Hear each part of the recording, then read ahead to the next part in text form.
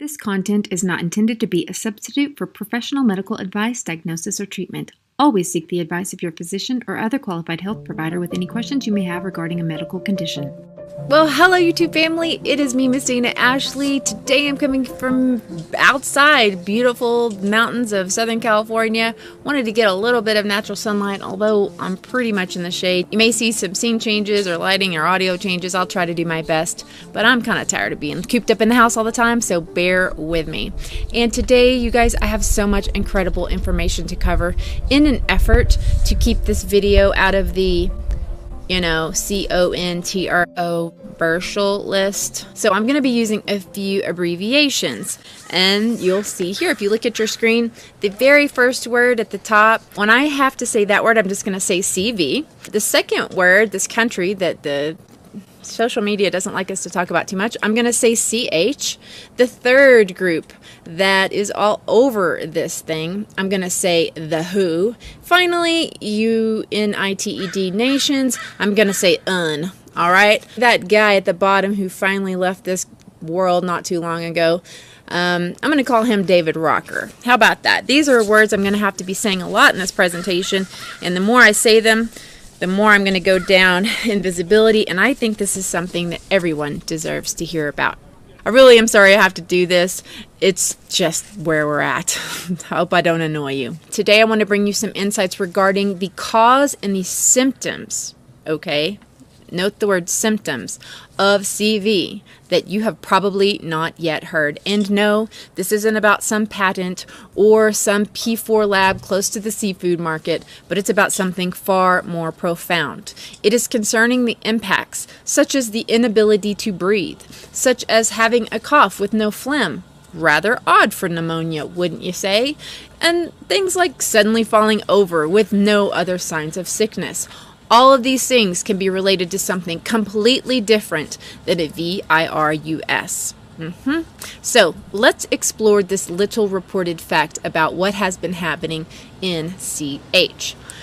Did you know that this country went live with fully functional FIVEG? Here you can see the announcement from a Chinese website all the way back from 2018 in April that WUHAN, we all know that city by now, don't we, will be a pilot city. Here it says, a large-scale FIVEG network engineering program will be piloted in Wuhan. It ends by saying, by 2020, 5G network will cover every corner of the city and be available at an affordable price. So if I go to the link and copy it, and then if I go to Facebook to share it,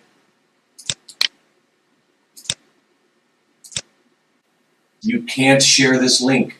And your post couldn't be shared because this link goes against our community standards. Interesting.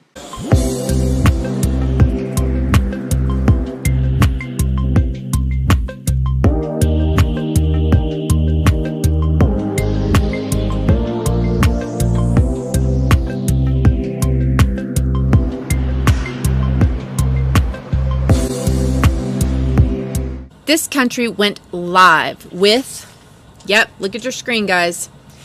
It went live by fall 2019. Furthermore, their hospitals have been supercharged with this most of all, FIVEG or 60 gigahertz frequencies. Yes, here you can see Huawei, CH biggest telecom provider, is attempting to show their philanthropy by donating FIVEG equipment to that. Everybody heard about the hospital that went up in 6 days, right? Did you hear that they donated the equipment to it before they even were functioning? Oh, isn't that nice of them? There were tons of articles all over the internet I was able to find talking about the hospitals being completely set up with this frequency-bearing technology. Now, what does it do? For those of you who don't already know, in 2015, over 200 scientists from 41 different countries already communicated their alarm to the United Nations, to the UN, and to the WHO. By 2019, 26,000 scientists had signed the petition calling for a moratorium, an urgent and complete halt to the FIVEG rollout due to its having been proven, quote, harmful for humans and the environment. And in response, they got a big, fat nothing burger. And while the WHO has named that EMF contamination in occupational and residential areas can be a stress factor, they have done nothing and have no plans to encourage the public toward the eradication of these fields at all. So, FIVEG, specifically the 60 gigahertz frequency that is being used in CH right now, and by the way, which is slated to be released all across America, has very specific biological impacts that very few people realize, and some I've been able to piece together and will be presenting to you here in this video. How these impacts from this radiation can perfectly mimic the pandemic that everyone is up in arms about. While you will see truly viral, non-stop news feeds pushing out the fear, the VIRUS coverage. And while it could be true, like I posted in my last video of leaked footage, that CH is underreporting these numbers, what they are not telling you, and they will not tell you, are legitimate reports on the road of exactly what symptoms these people are experiencing, because then you too can start to put it together. But also, you're not going to see any correlation of the timing of this outbreak to the release of the 60 gigahertz frequency. So, we know that 60 gigahertz has been released all across China because, like America, they too have decided to make that specific millimeter wave unlicensed. Why does that matter? Just like the FCC allocated 2.4 gigahertz to be unlicensed, which is why all your Wi-Fi routers, your landline cordless phone, even your baby monitors are running on 2.4 gigahertz microwaves. Because the companies that make products that run on microwaves, they don't want to pay a separate license fee to use it. And so what people don't know is that the FCC didn't just randomly pick 2.4 gigahertz. In fact, it was selected by this entity right here. Look at your screen to see it because I'm not going to say it. Right. These guys were responsible for its selection. Do you know what other products they make? Now, this 2.4 is a frequency known to cause these problems I won't go into now, but my point is, in the same vein, 60 gigahertz is also selected to be the next unlicensed frequency, and so we the people will be bombarded with it. That means to me, we need to know what it does. What does it do? Well, not surprisingly, that's also something you have to dig very deep for. So for just a second, can we just all ponder for a moment that every single one of us, by the time we were in junior high, learned and were tested on the work of Louis Pasteur, right? But none of us learned about Nikola Tesla in school, did we? No. Who is Nikola Tesla, you ask? You may know about good old Elon Musk and his car, but do you know who the actual Tesla was? Oh, only the inventor of the AC current. Yeah, that stuff coming out of the socket in your wall that powers everything in your house. He invented x-rays. He invented radio. Yes, he did, 4 years before Marconi. He invented the remote control. Let's just have a moment of silence for that invention alone. He invented the laser. He invented the electric motor. The list goes on and on. He was even responsible for bringing us wireless communication, which I feel pretty sure he would not be wanting to be used against us as it is all now. But considering he died alone, penniless, in a hotel room right before his work was confiscated, none of this is terribly surprising. My point is, we are being educated on the forms of science that they want us to consider valid, while keeping our education limited on those forms of science that may expose what they're trying to accomplish. We have PhD level biological and chemical scientists coming out of our ears that there is no such thing as a PhD in magnetobiology. What's magnetobiology? Exactly. It's the study of how electromagnetic fields, like 2.4 and 60 gig, have impacts on the human body and all biology in general. Like bees, key to our food chain. Wouldn't you think that the study of the very fields that have been exponentially increased upon all of us would be something that these groups would be funding? You would think, but they're not. Anyway, I digress. So, the impacts of 60 gigahertz are not widely published information, but here's what I can tell you. And it's in part, ironically, from the promotional material of the big telecom companies themselves. Here it says, 60 gigahertz has a very distinct impact on none other than oxygen itself. Yes, here are the articles released by companies who are touting the benefits of 60 gigahertz. They openly admit that 60 gigahertz is absorbable by oxygen. you can see in this graph here its impact on oxygen.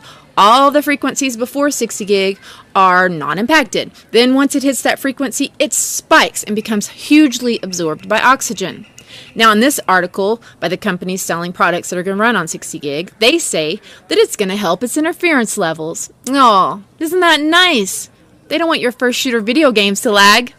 And most of us know from mainstream releases promoting FIVEG that things like water and trees are going to get in the way of this frequency. So how in the world does this even make sense that we are using it? Unless their intentions are something else besides faster speeds. Anyway, knowing that this frequency impacts oxygen, now does it make sense to you how possibly when you mess with the absorption of oxygen in the human body, let me give you one guess which organ is going to suffer first. The way that the 60 gigahertz impacts oxygen is this. Oxygen, the atom, is O. Oxygen, the molecule, is O2. Two atoms together. Now these two atoms creating the oxygen molecule are sharing some electrons. 60 gigahertz causes the electrons surrounding oxygen molecules to spin. Right. Somewhat akin to how high-powered microwaves running on 2.4 are impacting molecules in foods such as water.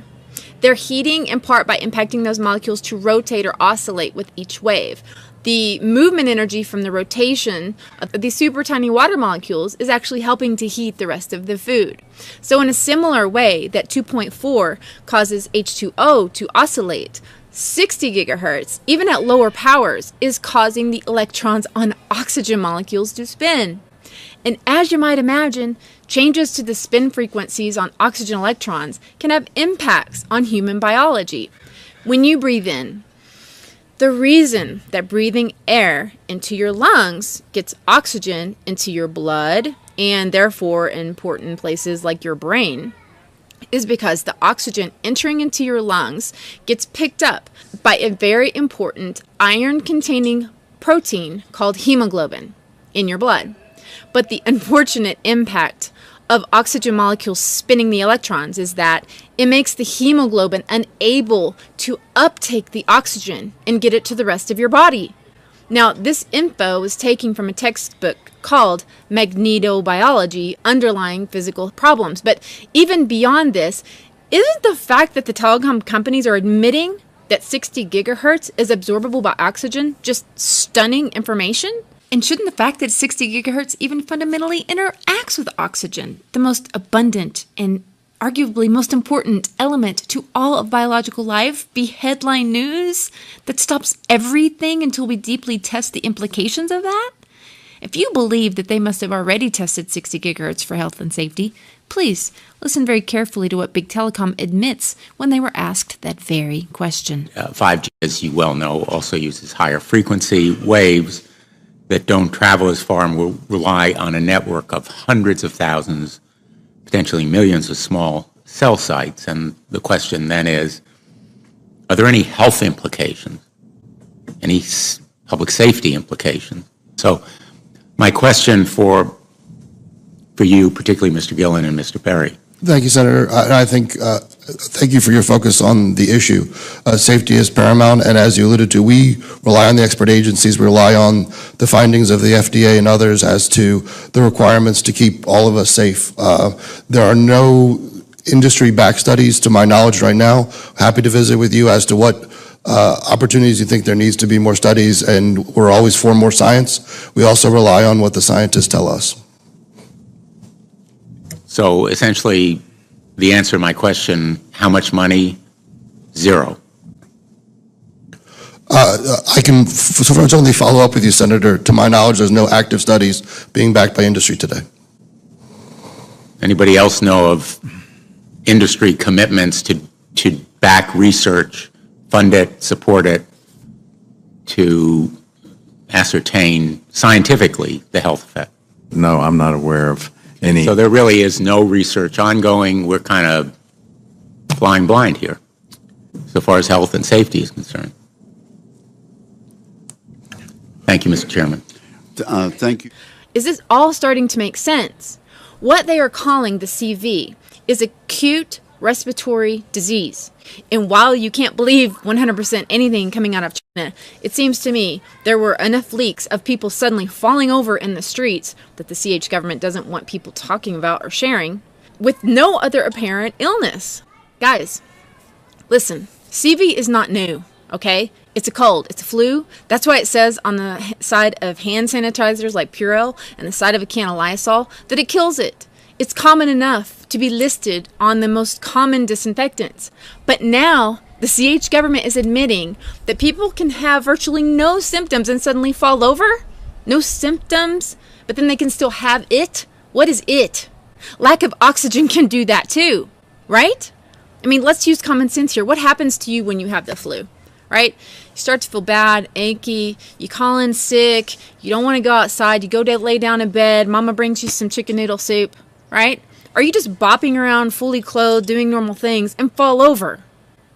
If your lungs are not able to put oxygen in your blood, how long would it take you to fall over? Not long, okay? Not long. So we're going to get into some specific symptomology besides these that I just mentioned in a minute, but I can already hear some of you asking, but Dana, what about those quarantine cruise ships? They weren't even in the city of WHAN.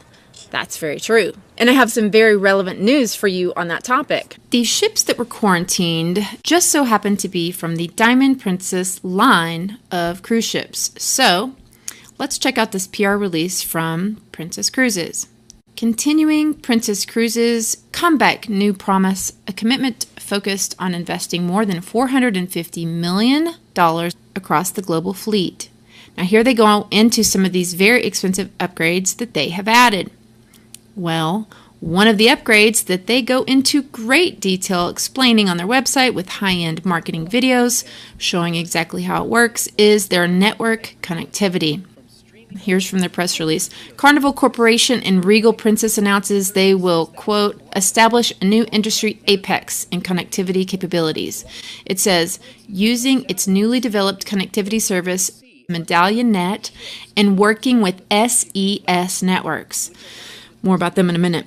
They talk about attempting to achieve unheard of bandwidth and how MedallionNet is made possible through, quote, an inventive array of an antenna, networks, equipment, and configuration innovations that combine to make the Regal Princess the only vessel on the planet that is currently capable of achieving this speed. Well, according to the SCS website, there are some Navy ships that can do this, powered by our O3B fleet of MEO or medium Earth orbit satellites. Yes, they are admitting to working with SES, and although they're calling it Wi-Fi, that is a misnomer considering that the company seems to be using millimeter waves. Here are a few clips from some of their videos. Stream movies, shows, and sports, as well as make Wi-Fi phone calls and video conference calls like FaceTime. That's all possible in large part thanks to what lies on board, what flies in the skies above, and the way we fuse all the technology together to ensure your experience is as great as possible. MedallionNet uses mid-Earth orbit satellites, or MEO, that are positioned 8,000 kilometers away. There are 20 MEO satellites surrounding the equator that see our Medallion-class ships, which aligns with destinations like London and Vancouver, and which corresponds to approximately 80% of Earth's surface. GEO satellites actually still reign supreme when enabling connectivity in the polar regions. This is because GEO is not impacted by rain and weather. So onboard Princess Cruises ships that feature MedallionNet, we leverage MEO and GEO satellites to keep you connected to the things you love most, and seamlessly shift to GEO when in the north. Thanks, GEO. In these tougher conditions, we're glad you're there. So by admitting in their own video that water can interfere with the connectivity is the giveaway that they are using millimeter waves and not just the type of frequencies that Wi-Fi runs on today. Now, when you look a little more into this company, SES, that's when you find this crazy information. You can see they're presently teaming up with governments, including the U.S. government, and of course our MILITARY. When you look at tabs like this one that starts intelligence, surveillance, and reconnaissance missions, one realizes this company's products and services catalog looks like a Homeland Security dream, or privacy lover's nightmare, depending on how you want to see it. And here you can also see on the SES website that they are using these satellites to beam none other than what? 5G. So, are these passengers getting sick from a VIRUS? That, by the way, they are admitting that the people on the ship haven't been tested for, or are they getting sick from millimeter wave frequencies being beamed at them even while they sit trapped in quarantine? Wow. All right.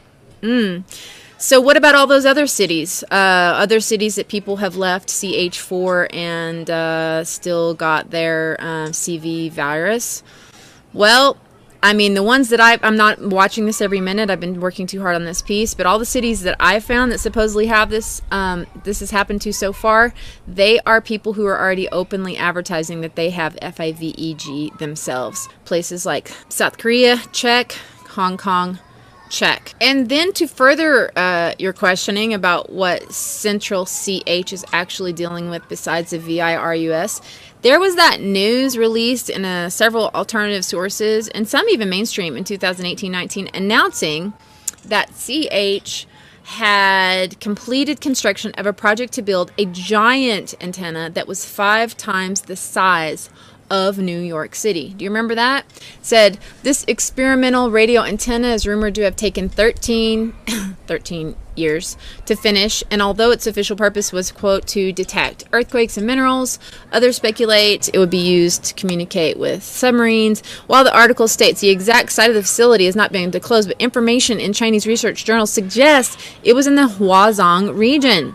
Oh, just so happens to include Wuhan, the capital of the Hubei province. There you go. So there's that. But, let's get deeper into 60 gigahertz can also do.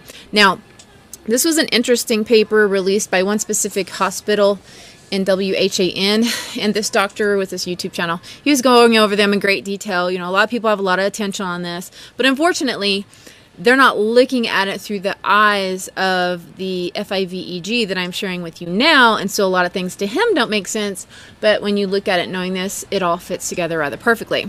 Of the people admitted and studied in this particular hospital, they got real specific about the symptoms, and so they broke it down from outpatient to those admitted in ICU. And of the people admitted into intensive care, it says this: over 60% of people had acute respiratory distress, respiratory failure. Symptoms included shortness of breath, rapid breathing, and bluish skin tone. Can that happen with lack of oxygen? Yeah. They had arrhythmia. I don't know how much you guys remember, but microwave frequencies can absolutely cause this. He couldn't explain it with his normal background. There was also shock. That is a state of insufficient blood flow to the tissues as a result of problems with the circulatory system. Now, of all the muscles that work really hard, wouldn't you say your heart is one of them? So when you start running, you start breathing hard. Why? Your muscles need more oxygen to continue working, right? Now, if you're not getting that into your muscles because it isn't coming into your hemoglobin, there's no feeding your muscles, including your heart, thus, right, acute cardiac injury, which is also listed in this. Now, while it's true, pneumonia also causes respiratory distress and an inability to get proper oxygen. That's true. However, don't we all know by now that pneumonia causes your lungs to do one basic thing? Fill with fluid. Fill with phlegm. Yummy. Almost every 101 tutorial on pneumonia says the same thing. The main problems with pneumonia are the lack of oxygen as a result of phlegm. And how you can even tell what phase of pneumonia you're in according to the color of your phlegm. Well, check this out. Now, much of what I'm finding regarding this CV is pointing to people who don't actually have fluid in their lungs at all, but they have dry coughs. Not wet coughs like this, but dry coughs with no phlegm. So in the same report, this doctor found the same thing, dry cough.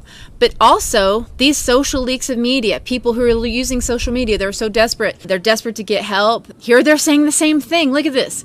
Inability to breathe and dry cough. So please, would one of you virologists care to explain to me why these people have respiratory distress, aka can't breathe, if there's no phlegm causing the problems with oxygen uptake? I mean, besides the 60 gigahertz frequency making hemoglobin unable to properly bind to oxygen. Now, a lot of people had scans. Scans are showing that people have damage to the lungs. But how do we know that this isn't due to other repercussions of millimeter waves on oxygen itself? I mean, when your voice, this is slightly off topic, but not really. When your voice matches a frequency of a crystal glass, it becomes absorbed by, and it shatters, right? I'm just saying, why am I having to ask these questions? Also, it's mentioned, acute kidney injury. We know kidneys can be damaged when there's so little oxygen in the blood that the other gases become higher, like carbon dioxide in the other ones. Acidosis of the blood happens. Again, guys, I am not a doctor. Do not listen to anything I say. This is for entertainment purposes only. However, I'm just trying to use common sense here and ask some questions that no one else seems to be asking. So, CV seems to cause many problems, okay? They can all be tied to a lack of oxygen and acidosis of the blood. Now, we know that the impacts of magnetic frequencies can have a result of things like seizures, right? How often do people with pneumonia have seizures? But we have seen tons of leaked footage of people with exactly that, seizures. I've also heard fungal infections mentioned in relation to this, and electromagnetic fields can absolutely exacerbate fungus and mold. Now, of course, people talk about fevers in the media, but they also say they can have all these problems without the fever. How many times have you had flu without the fever? I'm just saying. But along with this theory I'm sharing, wouldn't it make sense, given the possibility of a frequency WEAPON? How do we know if a mild fever can't also be a result of all these other aspects of 60 gigahertz? The answer is, we don't know. We don't know. And I don't want to belabor this, but please, could someone out there who actually knows magnetobiology and who's not employed by the WHO or a big pharma company get on this? Because I'm not qualified. If you're really starting to take all of this in, everything that I'm saying, and you're starting to consider this as a possibility, your mind may start to spin with the major implications, and it should. When you consider how huge a narrative, guys, when have you seen more? Every single video on YouTube has millions of views and hundreds of thousands of views on this. And you're thinking, how could they lie, right? You have to ask yourself, who does the MSM work for? And if you already know the answer to this question, please feel free to fast forward a few minutes, but I like to make my videos for everyone. So for those of you who haven't questioned this, we all need to understand whose agenda we are dealing with when we are watching mainstream agenda. First of all, there's that unfortunate fact that over 90% of media is now owned by only 3 corporations, including a lot of social media, and most online media. Understandably, these global corporations have many conflicts of interest. How many AT&T and Verizon and pharmaceutical commercials do you watch next to your news shows? I'm just saying. So you need to know whose voice you're hearing when you listen to their fear-mongering tactics. To help you understand, you must take anything that the media promotes heavily with a boulder of salt. I'm going to share with you a very special quote from a very unique person. A person whose lineage not only started and continues to rule big oil, but whose philanthropic foundations also infiltrated the very medical institutions who teach our doctors what medicine is. Please watch How Big Oil Conquered the World by James Corbett to learn much more in depth about this most important topic. So, what does this man say about media? This man with this lineage. He says this. The following quote was taken from a 1991 speech and released transcript of a private BILDER Berg group meeting in Germany, who, interestingly, also apparently had Arkansas Governor Bill Clinton in attendance.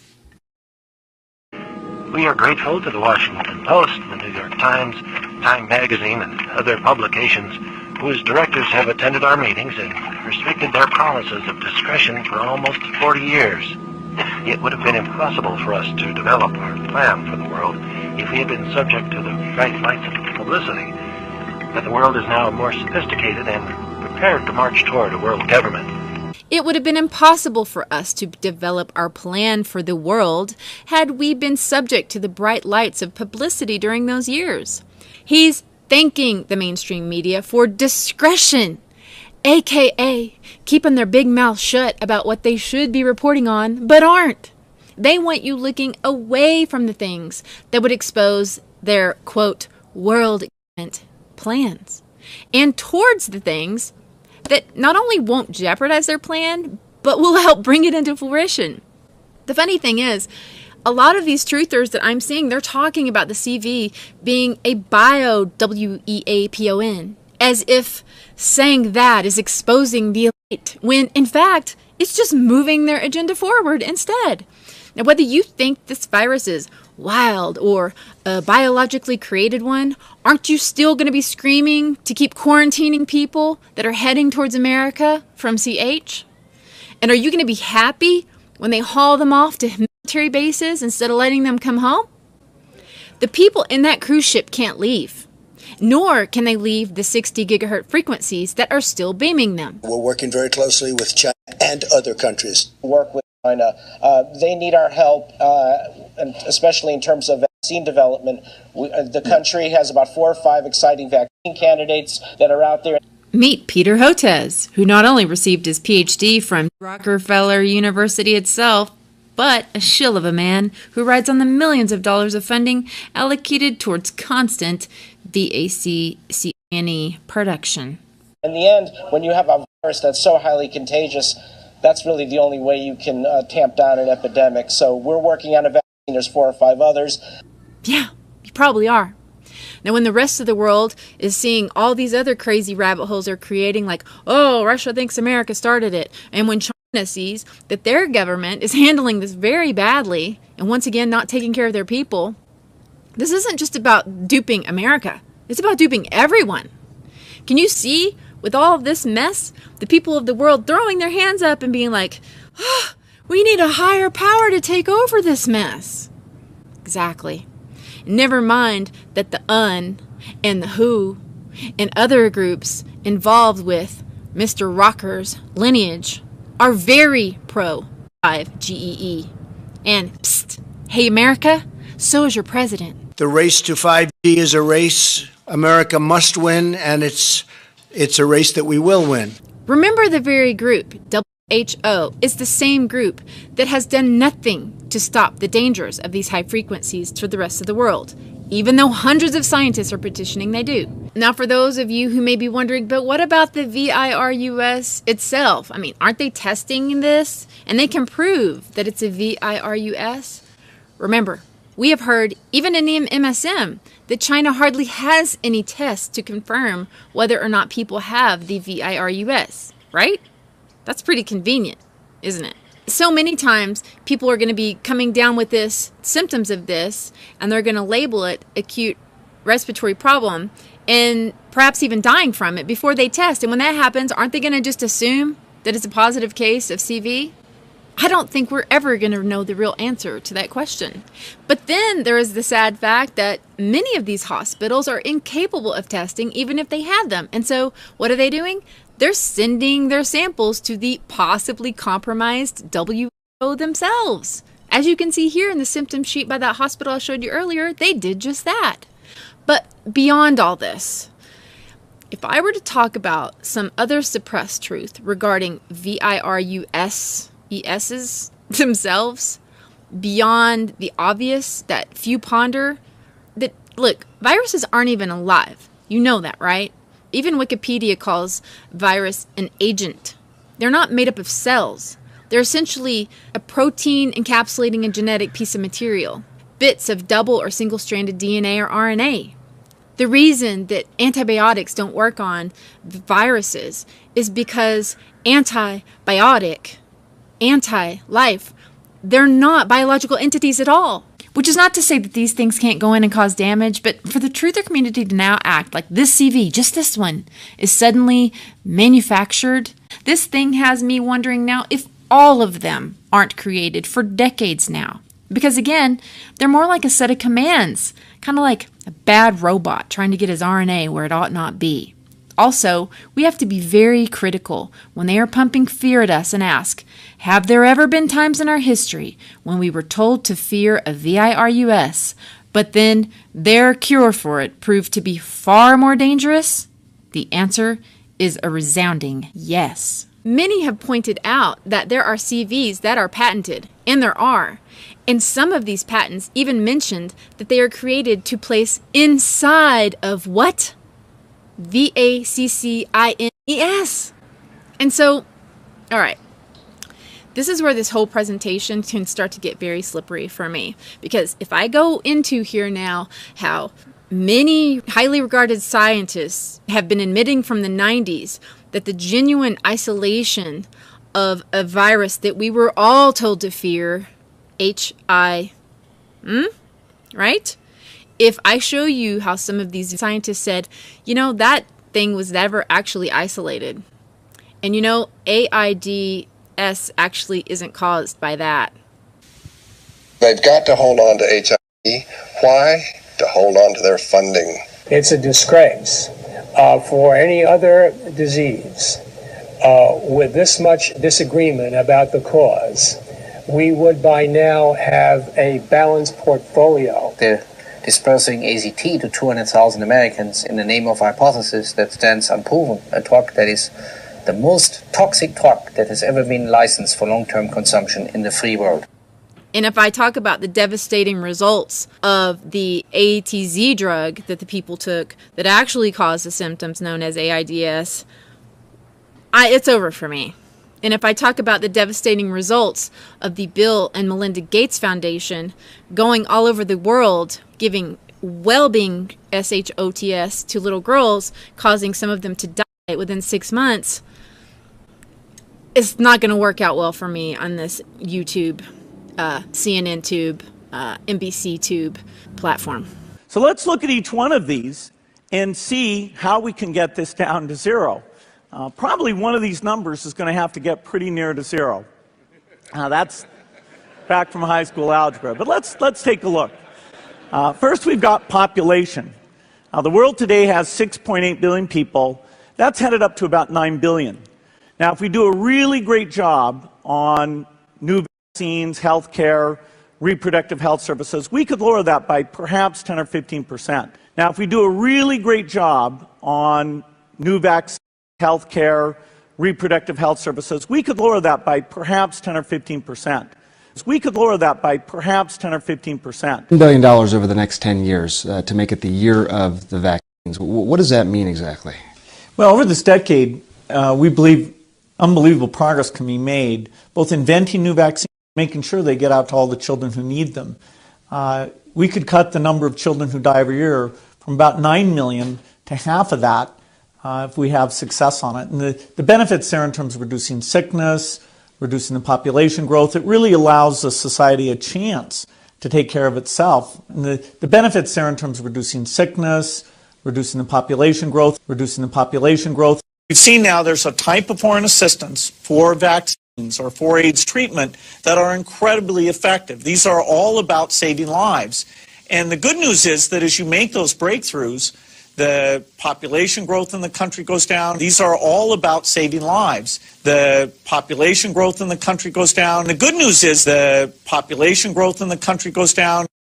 I think what I'm probably going to have to do, if you want to get deep into this part of it, is to create a video that I'll put up a link to on my Patreon page, and I will have it backed up on a site that I'm now almost all the way uploaded called Brighton.com. It's where a lot of YouTubers are going that have been taken down from YouTube, and so I will have to put this kind of information there. But at the risk of my own ejection from this platform, I just had to add this. Mr. Gates' constant reiterating of the benefit of these shots being able to reduce the number of humans in the world may seem completely bizarre, unless you also happen to read section 13 on the insert of almost every inoculation created, which requires that they admit that not only have they not been tested for the ability to cause the big C, that rhymes with answer, but also have not been tested for genetic mutation, or the ability to, quote, impair fertility. Nice. But the last incredibly pertinent thing I'll show you regarding this entire CV issue and the whole video would be this study right here. Huge eye-opener regarding why there needs to be proper testing of these frequencies as well as of the SHOTS for mutations. Check this out.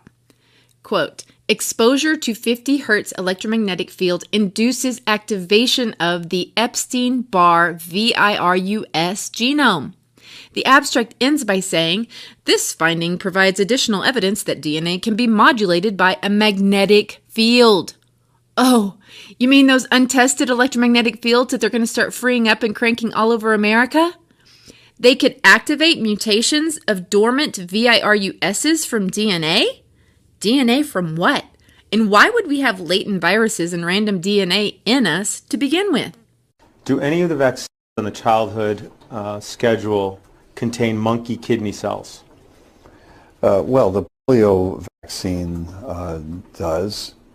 Are you aware of any simian, monkey, viruses, meaning viruses that come from primates, that contaminated polio vaccines and infected individuals receiving the polio vaccine? Yes, SV40. Okay. And what does SV40 stand for? Simian virus 40. Okay. And was it the 40th simian virus found? Is that Yes. why it's called? Are you aware of any virus from any animal other than simian or bovine that is in any vaccine? Yes, there's a pig virus present in one of the rotavirus vaccines. Can you go to Kinrix on the first page? Yes. Tap IPV. Do you see in the third line down, it says calf serum? Do any vaccines on the childhood schedule contain embryonic guinea pig cell cultures? Varicella vaccine was passaged in guinea pig cells. Do any vaccines contain gelatin from pigs? Yes. Do any vaccines on the childhood vaccine schedule contain human albumin? Oh, yes. Okay. Mm-hmm. What is human albumin? Human albumin is part of human serum. It's part of the blood that is liquid. Do any vaccines on the childhood schedule contain MRC5 human diploid cells? Yes. Rubella, varicella, hepatitis A. What are MRC5 cells? They are human fibroblast cell strain. They were created by taking fetal tissue and from a particular fetus that was aborted by maternal choice, and the cells, the so-called fibroblast cells, were cultivated. If you could turn to page 3 for MMR and MRV. Do you see that within the ingredient list that lists WI38 human diploid lung fibroblasts? Yes, I do see that. Isn't it true that human DNA in vaccines is typically purposely fragmented? Yes. This study involved 74 fetuses. Yeah, 76. 76. Mm-hmm. And these fetuses were all 3 months or older when aborted, correct? Yes. What organs did you harvest from these fetuses? A whole range of tissues were harvested by co-workers. Okay. And these pieces were then cut up into little pieces, right? Yes. And they were cultured? Yes. Okay. Some of the pieces of the fetuses were pituitary gland that were chopped up into pieces to, Mm-hmm. okay, included the lung? Yes. Okay, included the skin? Yes. Kidney? Yes. Spleen? Yes. Heart? Yes. And tongue? I don't recall, but yeah, probably yes. Are you an atheist? Yes. Okay. When you were a child, what vaccines did you receive? Diphtheria. In childhood, I think it was probably only diphtheria. That doozy of a deposition you just saw was of the grandfather of vaccines himself, admitting a plethora of dormant VIRUSs from a variety of animals and DNA, as well as cultured tissue from aborted human beings, placed all cozy-like right inside of the SHOTS that many of us have already received. Could this be from where these pieces of DNA capable of mutating are derived? I don't know. What do you think? Just know that there are certain things that this pro-one world plan will not tolerate. Let me just give you an example of what I mean. All right? All right, can you see this? All right. These are 4 VERSIAL topics on this board, right? So, now you can get demonetized for talking about these, but they're still going to leave you around, okay? Although it's getting worse all the time. But one of these is guaranteed to get your books taken off of Amazon. It can cause your own web host to shut you down. It can cause your email campaign company to turn you off. And can you guess which one it is? This one right here. Now keep in mind that number 1 and number 4 even have an entire network that it has at least a good amount of content promoting these topics. But number 3, oh no.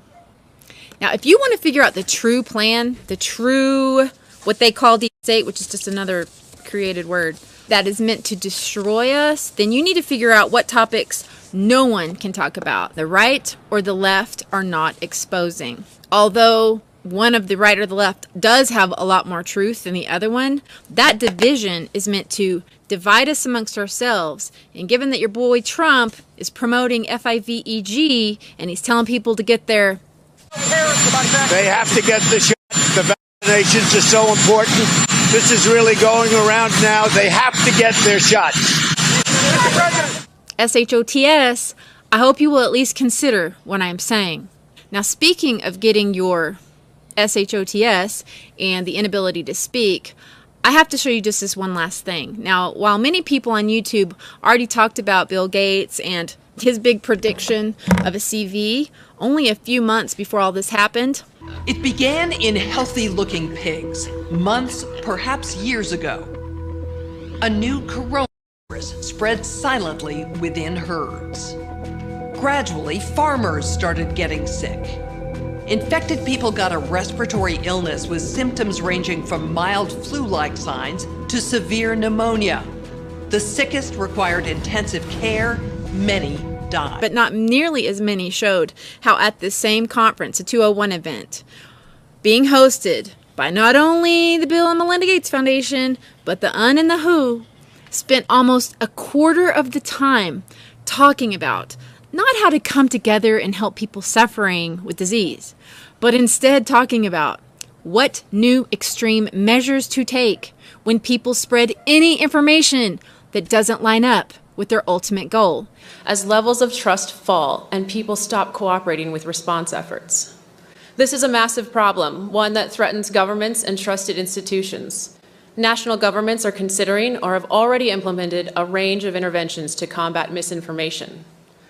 Penalties have been put in place for spreading harmful falsehoods, including arrests. We're at a moment where the social media platforms have to step forward and recognize the moment to assert that they're a technology platform and not a broadcaster is over.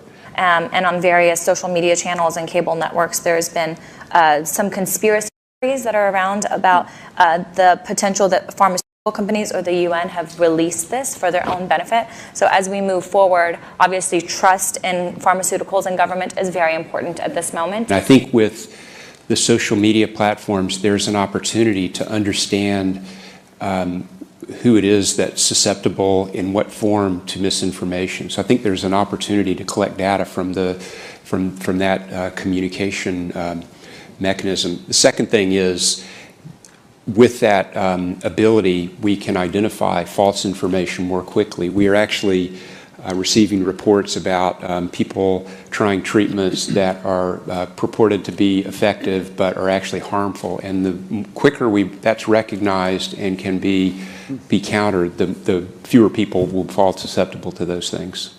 One thing we haven't spoken about, and I'm wondering whether it's time to talk about this, is a step up from the part of the governments on enforcement actions against fake news. And they were clear what the ultimate truth that they would validate would be. I think a couple of things we have to consider are, even before this began, the anti-vaccine movement was very strong, and this is something specifically through social media that has spread. So as we do the research to come up with the right vaccines to help prevent the continuation of this, how do we get the right information out there? How do we communicate the right information to ensure that the public has trust in these vaccines that we're creating?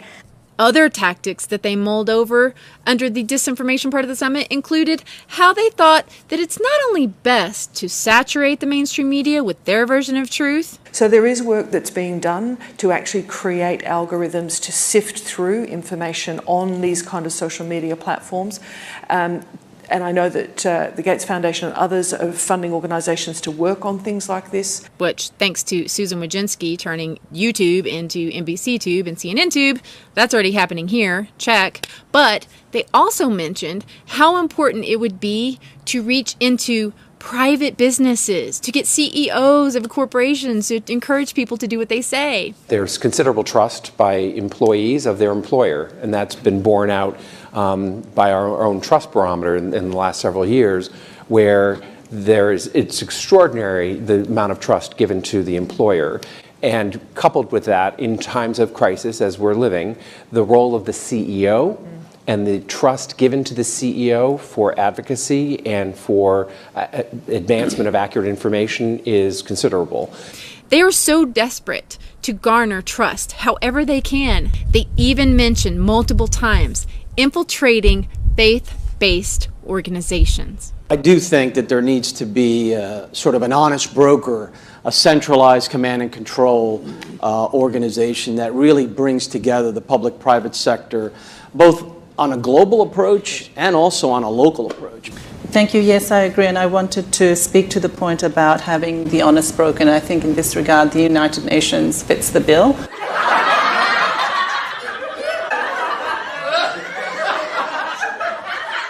I think a complementary tactic, too, is to tap faith-based organizations and civil society and other institutions to recruit them also to basically, almost at a grassroots level, continue to basically have the integrity of the information. Yep. They're planning to infiltrate your private business, your job, your local churches, your pastor, to get you to do what they say. Wow. So, I'm not sure how much longer I can do this work. And I would like to please thank you to any and all of you who have supported me, either just through an encouraging email, through PayPal. I'm trying to find an alternative to that, but also my Patreon, who I can count on every month. It's such a support to me. It is the only thing that's keeping me going at this point. I want to keep going, not just to talk about this stuff. Actually, I want to do a lot more on spiritual matters, because to me, ultimately, that is the most important part of all of this. Look, we are coming into a time where we are going to be forced to stand up against the powers, the rulers of darkness in high places, and say no. After all, it's my body, my choice, right? Or does that only apply when I want to extinguish a life from within me? Lastly, I would like to end with an amazing and inspiring comment that I just recently got from a subscriber